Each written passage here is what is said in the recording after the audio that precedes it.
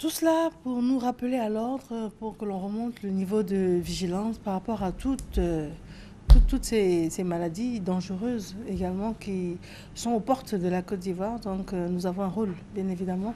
Et c'est ce rôle-là que nous appliquons en sensibilisant les populations quant aux différents éléments de sensibilisation et puis également de prévention disponibles que nous avons. Elle s'appelle Madame Jocelyne Silué, elle nous parle de petit-déj, la tapenade noire, la soupe de lentilles à la sole et le yaourt au litchi. Nous avons parlé de la tapenade noire, nous étions à Marseille, nous avons parlé de la soupe de lentilles à la sole, nous étions en Inde. Et là, nous allons pour le litchi, le yaourt et le yaourt. Le yaourt au litchi, alors c'est un dessert vraiment très léger, très très bon. Ça se fait très facilement. Voilà, donc vous prenez soit du yaourt du commerce ou vous avez la possibilité de faire votre yaourt à la maison. Vous le faites tout simplement et vous vous procurez soit du miel de litchi, de la purée de litchi ou du jus de litchi. Voilà, le litchi c'est un fruit qui s'apparente un peu au mangoustan. Il est très bon, ça fond en bouche et c'est bourré de vitamine C. Donc quand on fait ce mélange avec le yaourt, je ne vous dis pas. Je ne vous dis pas comme dessert. Vraiment, c'est un menu complet. Avec ça, vous souriez toute la journée. Jocelyne Silué, très bien. Merci. Alors, nous allons donc conclure. Vous remercie d'avoir été là. Merci. C'était donc la tapenade noire qui est donc faite à base d'olive noire, de capre, d'anchois, d'huile d'olive, voilà, que vous mixez à faible vitesse. Ensuite, nous avons eu la soupe de lentilles à la sole, voilà, très facile à faire et très léger pour l'estomac. Voilà. Et enfin, vous avez ce yaourt, ce fameux yaourt au litchi, vraiment qui est un fruit bourré de vitamine C et qui est très bon en bouche et vous allez vraiment savourer. C'est des idées, vous pouvez le réaliser, vraiment vous pouvez le faire. Merci à vous en tout cas. On vous joint comment? On me joint au 02 74 61 84, le 02 74 61 84 et je vous remercie pour tout. Merci. Je rigole parce que tout à l'heure, hors antenne, je lui demandais alors les appels qu'elle reçoit. Et puis il y a un peu de tout. Et les personnes qui sont intéressées pour reproduire les recettes, vous avez des appels de gens qui vous disent « Alors ma chérie, ça va ?»« Ça va, bonjour bébé. » « Bonjour bébé. » Donc il y a un peu de tout. Il y a un peu de tout. Bon, c'est la vie publique, c'est normal. Bon, je suis à votre disposition. Appelez-moi. On va vous dire bonjour bébé chérie. On reprend le téléphone. Le 02 74 61 84. Le 02 74 61 84. D'accord, je vous remercie. Merci vous nous direz beaucoup. La semaine prochaine ce qui s'est passé. À la semaine prochaine, merci beaucoup. Docteur Aka Félix est notre invité suivant. Il est hygiéniste naturothérapeute et il nous parle de comment traiter naturellement les maladies du tube digestif, notamment l'ulcère, la constipation, la colopathie. Docteur, bonjour. Bonjour. Je voudrais dire un petit mot par rapport à la sauce que madame a présentée. Il est très bien. Il y a le curcuma qu'elle a mis dans la sauce. Et en effet, le curcuma a une action remarquable sur les circonvolutions du cerveau. C'est-à-dire que si on met dans sa sauce du curcuma, tous les épileptiques, les gens qui font des crises convulsives, vont voir leur crise baisser. Donc le curcuma est un bon produit, comme elle a dit tout à l'heure, pour le cerveau. Voilà, je voulais appuyer ces propos. Ça, c'est bien ça, voilà. Jocelyne, c'est bien. Voilà. Vous aurez encore plus de coucou bébé chéri. Voilà. Donc c'est bien. Et puis il y a des bons parfums dedans, l'aneth, voilà, c'est de bons parfums qui facilitent la digestion. Vraiment, quand on mange avec un bon moment comme ça, on est content. Voilà, il faut manger sainement et ça, c'est bien présenté. Bien présenté. Je voudrais... Mais et le fait d'avoir de la soupe et puis après du yaourt, il n'y a pas de problème dans l'estomac? La lentille, là? Lentille, mais après du yaourt? Non. Le yaourt, c'est yaourt, soja, yaourt de lait animal. Avec ce fruit, le litchi, qui facilite. Voilà, ça facilite aussi la digestion. Voilà, c'est pas quelque chose qu'on mange tous les jours. Voilà. Donc, c'est bien indiqué. Les lentilles apportent du fer. C'est des protéines, mais apportent du fer aussi, ce qu'on appelle les légumineuses. Des protéines aussi. Mais le curcuma, vraiment, il faut en mettre dans les sauces. Ça protège bien le cerveau contre toutes ces perturbations qu'on peut avoir au niveau du cerveau, des crises psychiques et tout ça. En tout cas, c'est bien Donc, indiqué. ça peut aider contre Alzheimer, par exemple? La maladie de Alzheimer? La maladie d'Alzheimer, on pourrait utiliser cela Mais la maladie d'Alzheimer, c'est un long processus de dégradation du cerveau. On arrive avec donc une mauvaise oxygénation du cerveau et le cerveau se retrouve à 65 ans, 70 ans à avoir des problèmes de comportement. On appelle la maladie des 3 A. Agnosie, perte de connaissance, aphasie, perte du langage, apraxie, perte du mouvement. C'est la maladie des 3 A. Et c'est lié implicitement à une mauvaise oxygénation du cerveau. Voilà, donc ce sont les pathologies lourdes. Et si on se met à manger suffisamment de bons fruits, de bons légumes et qu'on introduit des lentilles souvent à la place de la viande, c'est sûr qu'on va faire du bien au cerveau. Ça, c'est sûr. Voilà, donc voilà ce qu'on pourra en parler une prochaine fois. Félicitations, hein. Non, parce que c'est rare, c'est rare. Sur ce plateau, quand souvent mon cœur, comme on dit familièrement, mon cœur saute.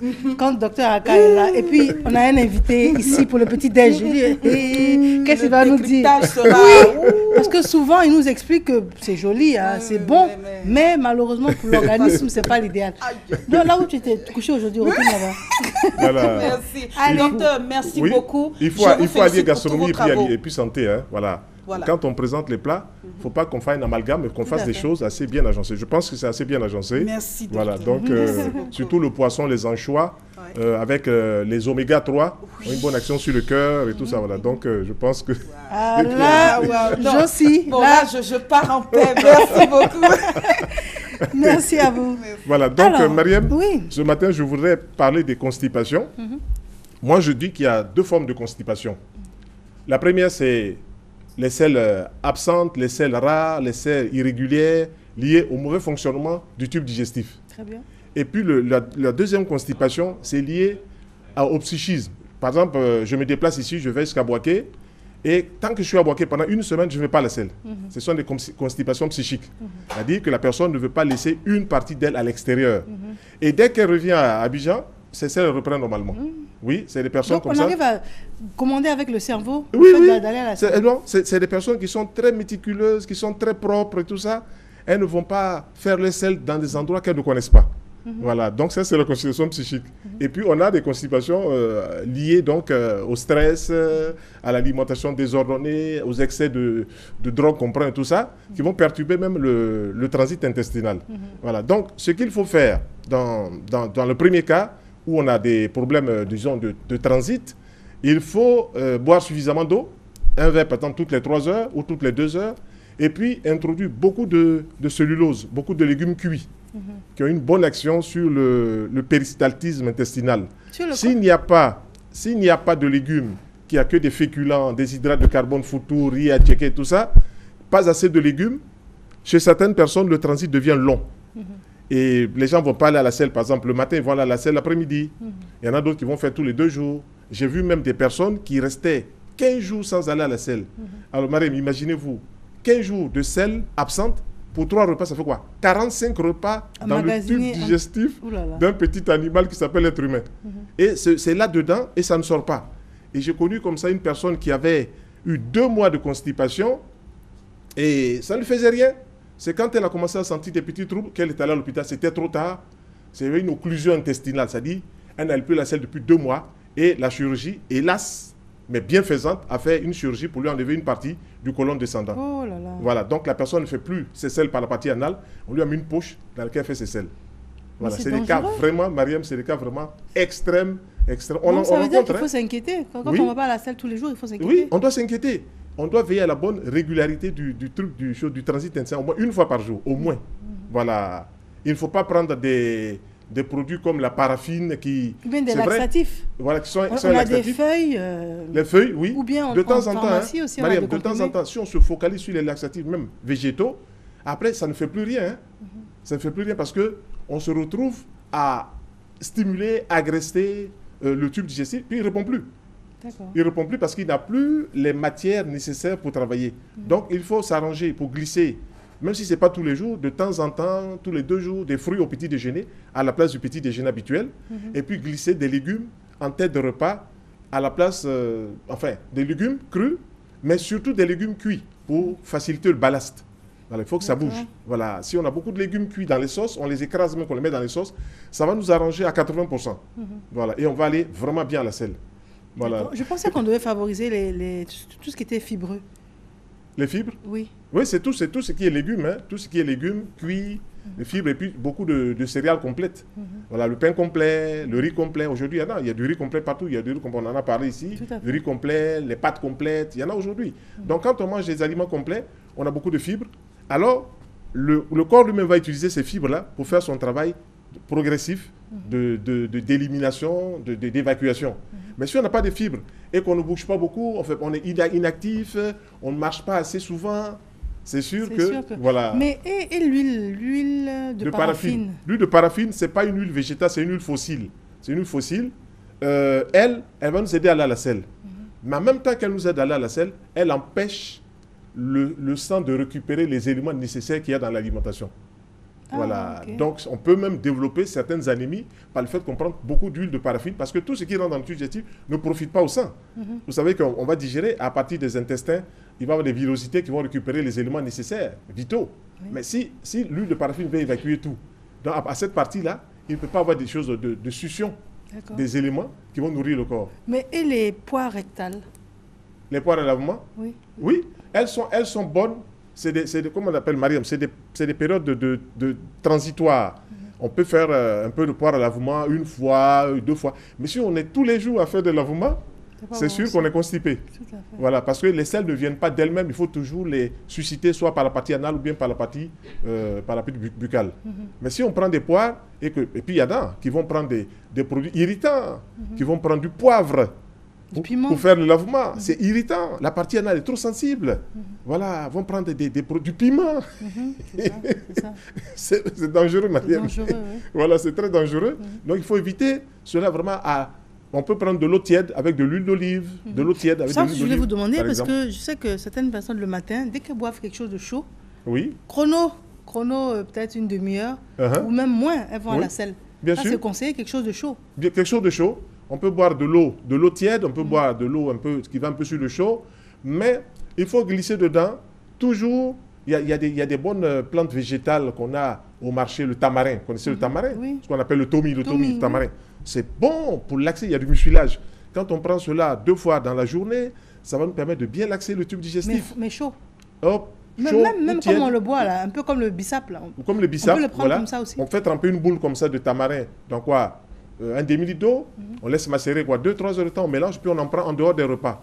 Si on en prend, on va laxer. Mais il faut revenir toujours au programme alimentaire, glisser des papayes au petit déjeuner, des mangues, un peu de bananes, des fruits doux, voilà, qui vont permettre vraiment de laxer le tube digestif. Voilà. S'il n'y a pas cela, la constipation s'installe. Mais j'ai l'impression que le Sumbara est un laxatif aussi. Le Sumbara. Bon, le Sumbara, on l'utilise plus tôt pour l'hypertension artérielle. Voilà, c'est un fruit végétal qui, lorsqu'il fermente, va exalter des principes qui vont permettre donc d'aller bien, des choses, de protéger le cœur. Donc, tous les diabétiques, tous les cardiologues savent que le Sumbala a une bonne action sur le cœur. Donc, vous voyez que tout le végétal nous aide, hein, tout à fait. Que ce soit pour le diabète, que ce soit pour l'hypertension et tout ça. Donc, celui qui est hypertendu peut utiliser le Sumbala en petite dose et puis ne pas oublier l'ail, l'oignon qui sont des antihypertenseurs de première classe. Voilà, si on les glisse, on les écrase, on les met dans de l'huile qu'on arrose sur les légumes, c'est sûr qu'on va faire du bien à son tube digestif. Le matin, il faut se lever, faire un peu de gymnastique, voilà, pour aider au transit. Si on le fait, dès qu'on se lève, on fait un petit gymnastique, déjà, on est au petit pot. Mais c'est ça, c'est pour ça que nous, tous les 6 heures du matin, il y a coach Conan qui est là pour nous faire quelques mouvements. Il faut bouger un peu. Il faut bouger. L'inactivité, ça ralentit le transit intestinal et ça fatigue l'organisme. Donc, on peut marcher un peu dans le quartier, on peut marcher un peu dans la journée. Tout ça, c'est bon pour aider. Voilà. Et puis, il faut manger en étant détendu. Voilà. Comme on dit, au gros cœur, ne mange pas du riz chaud. C'est une expression qu'on connaît en Côte d'Ivoire. Si vous mangez en état de stress, si vous mangez en état de fatigue, si vous mangez en état de contrariété, vous perturbez même la digestion. Oui, vous perturbez. L'homme est compliqué. Hein? L'homme est compliqué. Oui, très compliqué. Mais souvent, donc, c'est difficile de gérer tout ça. Souvent, c'est difficile de gérer tout ça. Bien sûr, il faut vraiment se t'envoyer aujourd'hui. Là, vous êtes là, on parle émission, tout ça, on parle santé, on parle ceci. Dès que vous êtes sorti, on a fini avec ça. Puis on passe à autre chose. Voilà. Vous passez, si vous devez manger, vous attendez, quand vous sortez, vous mangez. Et après de manger, c'est fini, on ne parle plus de manger, on parle d'autre chose. Mais pendant que vous êtes en train de manger, vous êtes en train de lire un journal, vous dispersez l'énergie. Pendant que vous êtes en train de manger, vous êtes en train d'organiser des choses, des discussions à table, vous dispersez l'énergie. L'alimentation, c'est comme une religion. Alors, quand on est à table, on se focalise sur la nourriture. Voilà, ici et maintenant. Après ça, on parle d'autre chose. Je prends un exemple. On va, par exemple, au restaurant, on va parler affaires. Oui. Donc, l'autre va dire à l'autre, bon, je t'invite à déjeuner, et puis on discute. Bien sûr. Donc, l'attention n'est plus focalisée sur la nourriture, Bon, mais sur la discussion. L'alimentation, c'est juste un prétexte, mais sinon, on peut aller bavarder à faire sans manger. Mais c'est une façon, c'est la convivialité, c'est les rapports, les relations humaines. On va manger dans un restaurant, c'est bien. Ça, ce sont des exceptions. Voilà, ce sont des exceptions. Mais sinon, à la maison, discutons, parlons de tout avant le repas. Dès qu'on rentre à table, il faut savoir se taire. Voilà. Il y a un temps pour manger, un temps pour dormir, un temps pour travailler, un temps pour se reposer. On ne peut pas être en train de manger puis en train de bavarder en même temps. On disperse l'énergie. L'alimentation, ça nourrit les cellules. L'alimentation, ça nous fait nous. Vous voyez des personnes qui sont obèses parce qu'elles ont trop mangé, des personnes qui sont maigres parce qu'elles n'assimilent pas bien. Donc c'est l'alimentation. C'est vrai. Oui, donc il faut gérer cela. Voilà, quand on est à table, vraiment il faut prendre le temps de mastiquer. C'est très important, il faut mastiquer. Faut mastiquer. Il y en a qui prennent, ils avalent. Ils avalent. L'estomac n'a pas de dents.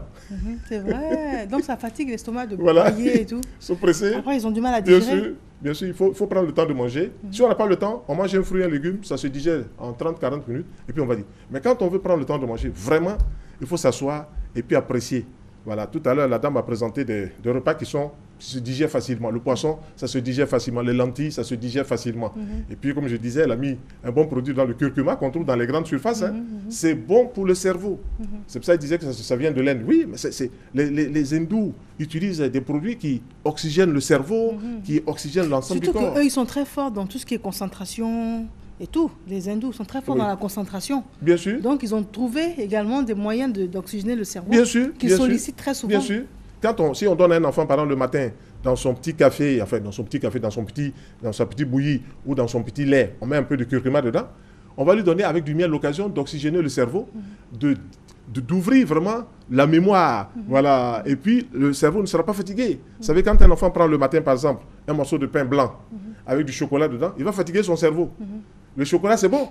Mais quand il va le prendre de cette façon-là, il n'assimile pas bien. Et les retards scolaires dont nos confrères ont parlé ici et tout ça, nos amis en parlent ici et tout ça, les retards scolaires sont liés toujours à une alimentation et puis aussi aux problèmes de famille.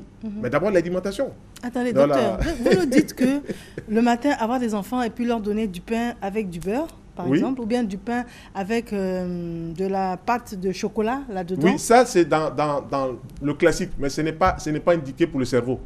Pour le cerveau, c'est les fruits qu'il faut aux enfants. Les fruits contiennent du glucose. Le glucose apporte de l'oxygène dans le cerveau, nourrit les cellules cérébrales, la cartouche du cerveau. Alors, les enfants vont bien se porter. Faites l'expérience. Pendant 1 mois, pendant 2 mois, donnez des fruits au petit déjeuner. L'enfant n'est pas fatigué à 10 h du matin. Il n'est pas fatigué. Mais quand on donne du pain à 10 h, il y a un creux. On lui dit encore, prends quelque chose encore, récréation.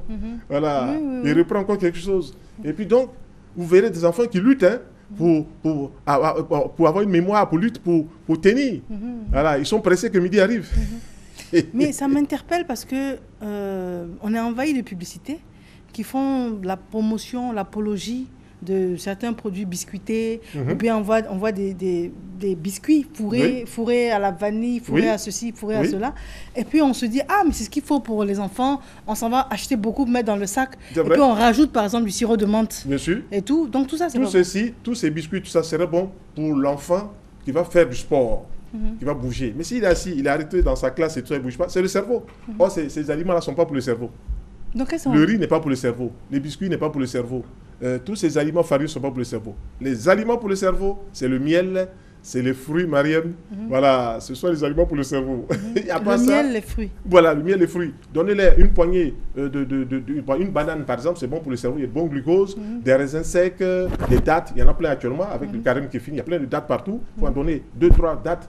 C'est bon pour le cerveau. Ça va nourrir le cerveau.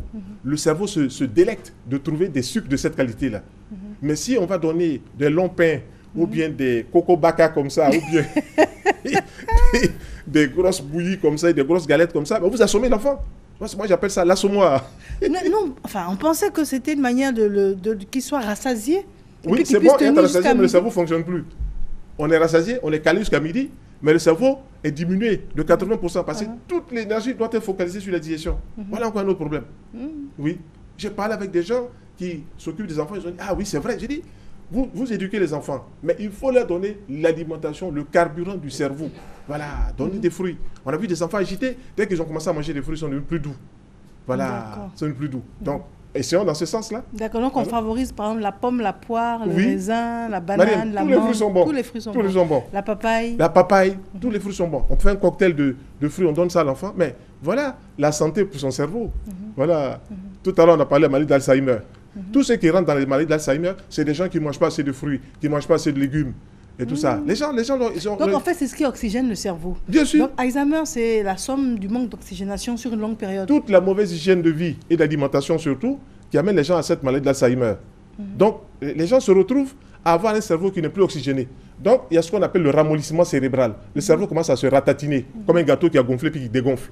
Commence à se ratatiner parce que tout simplement, on n'a pas donné au cerveau le carburant qu'il faut. Mais quand on voit quelqu'un qui est d'un certain âge avec Alzheimer, on se dit que bon, c'est l'âge. Il y a des gens qui ont 80 ans et puis on parle d'Alzheimer. Tu vois? Voilà. Les gens font l'expérience pour savoir qu'entre 60, 65 ans jusqu'à 70 ans, les gens commencent à faire des maladies d'Alzheimer. Il y a même un médecin en France qui travaille au Centre national de recherche scientifique qui a montré comment est-ce que le vin rouge pouvait agir en bien sur le cerveau et freiner le maladie d'Alzheimer. Docteur Marc Ogogozo. Donc il a montré, donc boire un verre de vin rouge, pour ceux qui en prennent à midi ou le soir, c'est un élément salutaire pour protéger le cerveau et le cœur aussi. Voilà. Mais je reviens toujours, Mariam, les fruits, les légumes, on doit en avoir tous les jours dans son alimentation, si on le peut. D'accord. Voilà. Alors, le vin qui est à la base du raisin, Bien sûr, fermenté, bien sûr. est-ce que, par exemple, le musulman qui nous écoute aujourd'hui et puis qui réalise qu'il faut vraiment du vin dans l'alimentation, est-ce qu'il peut se contenter de raisin? Le raisin, oui, il peut utiliser le raisin. Ça dit, ça a les mêmes effets que le vin? Bien sûr. Mais en fait, mêmes effets, oui et non. Le vin, comme c'est une fermentation du raisin, il y a d'autres éléments qui vont apparaître qui ne sont pas dans le vin à l'état cru. Tout à fait. Voilà, c'est pour ça qu'il y a les polyphénols, il y a les OPC, il y a le resveratrol qui apparaît au moment où le raisin se fermente. Et le resveratrol, tous les cardiologues savent que c'est bon pour le cœur. Ok. Voilà. Donc, prendre un verre de vin, pour ceux qui en prennent, je dis pour ceux qui en prennent, c'est salutaire pour le cœur et salutaire pour le cerveau. Donc, du coup, on Maintenant, repousse. ceux qui ne prennent pas d'alcool, Bien sûr. qu'est-ce qu'on peut leur conseiller? Ils peuvent prendre du raisin s'ils veulent, ils peuvent prendre des fruits, ils peuvent prendre des légumes, ça ne gâtera pas leur affaire. Tout à fait. C'est bon à savoir. Alors, on était en long et en large sur la constipation. Bien sûr. Maintenant, on parle un peu de la colopathie et puis de Mais l'ulcère. la colopathie, c'est quoi? C'est le côlon qui ne fonctionne plus. Et ça va à la constipation. Quand on parle de constipation, on parle de colopathie. Maintenant, la médecine va définir la colopathie sous plusieurs formes. Colopathie atomique, colopathie spasmodique. La médecine va définir cela parce qu'on observe que le côlon ne fait plus son travail. Ou le côlon est dilaté. On dit dolicho-côlon, il est dilaté. Donc, il garde beaucoup d'aliments. Et puis, ça commence à faire mal, des douleurs et tout ça. Mais la médecine est bien des choses aiguillées pour travailler dans ce sens-là. Nous disons, s'il y a des colopathies, donc maladie du côlon, voilà ce qu'on peut manger. Beaucoup de fruits, beaucoup de légumes. Mais pour les colopathes, par exemple, il faut enlever le chou. Il faut enlever le chou qui fatigue les colopathes. Il faut donner beaucoup de tomates. Tomates crues, ça fait vraiment un bon travail sur la colopathie. Voilà, beaucoup de tomates crues. Voilà, on pourrait en dire longtemps, je pense que l'heure est... Et l'ulcère, c'est vrai qu'on est quasiment au terme, hein, on va conclure dans 2-3 minutes. Et l'ulcère? L'ulcère d'estomac, c'est des contrariétés psychiques et des contrariétés organiques. On se retrouve avec une crevasse au niveau de l'estomac parce que tout simplement, on a mélangé des aliments qui ont procuré beaucoup d'acidité. Donc le sucre au niveau de l'estomac va fonctionner en excès et on va faire une acidité, on commence à développer une ulcère. Maintenant, on peut aussi travailler sur l'ulcère en utilisant par exemple la pomme de terre crue, le chou cru en jus à boire et puis le soir Pomme de au terre coucher, crue à oui, boire. le chou cru et la pomme de terre crue, vous pilez cela, ils sont cicatrisants. Vous allez faire cela, prendre un pansement de chou cru en jus et de pomme de terre crue en jus. Vous buvez cela à midi le soir avant le repas cuit. Vous commencez à faire un pansement au niveau de Mais l'estomac. et le fait de prendre du lait? Je vois beaucoup de gens qui ouvrent le lait concentré non sucré là, et puis qui boivent pour dire que ça va penser l'estomac. Mariam, le lait animal, Mariam, sincèrement, de vous à moi, le lait animal ne peut pas soigner l'ulcère d'estomac. Ok. Si on prend le lait de soja, oui. Parce que dans le lait de soja, il y a plus d'éléments minéraux, il y a plus de vitamines, il y a plus de principes actifs qui vont aider à cicatriser. Mais le lait végétal, le lait animal ne peut pas soigner les choses de l'ulcère. Voilà. Si on prend des fruits et qu'on mange du lait de soja, c'est sûr qu'on va cicatriser rapidement l'ulcère. D'accord. Voilà. Il faut éviter de mélanger au même repas viande et poisson. Il faut éviter de mélanger au même repas riz et foutou. Il faut éviter de mélanger au même repas œufs et poisson œufs ou bien viande. Trop d'amalgame, ça fatigue la digestion. Et forcément, en fonction des dispositions ou des prédispositions, on va faire telle maladie ou telle maladie. Pour l'ulcère d'estomac, il y a le stress, il y a l'alimentation avalée en hâte, et puis il y a trop de boissons sucrées qui ne sont pas... Le sucre dans l'ulcère. Oui, trop de boissons sucrées On sur pensait les que aliments c'était cuits. peut-être les choses épicées. Ou le les épices piment, en petite tout ça. quantité, Mariam, en petite quantité. Pour tous ceux qui ont des problèmes d'ulcère d'estomac, pas de poivre, pas de piment, pas tous ces produits-là, ces épices-là. Oui. Il faut les prendre de manière parcimonieuse. Si on ne le fait pas, on va fatiguer son tube digestif. Moi, j'ai vu des gens qui ont traîné 6 ans d'ulcère d'estomac et en moins d'1 mois et demi, ils avaient cicatrisé avec fibroscopie à l'appui parce qu'ils avaient changé leur hygiène alimentaire. D'accord. Voilà, donc je pense Très que bien. c'est Donc, tout un on a sujet. vraiment essayé en long et en large d'en parler. Votre Voilà. mot de fin, docteur? Oui, voilà, donc je vais vous donner juste le numéro, Bien sûr. Mariam, parce que le temps presse et il y a d'autres personnes qui doivent aussi passer, bien entendu. Le 07 90 09 83 et puis le 05 69 21 97. Je vous remercie, Mariam. Merci à vous, On se retrouve docteur. dans 15 jours pour notre sujet. Avec grand plaisir. Il est l'heure pour nous d'une page de publicité. Nous allons recevoir Madame Félicienne Kessé qui nous vient des grandes écoles.net et qui nous parle des clés d'une orientation réussie. À tout de suite.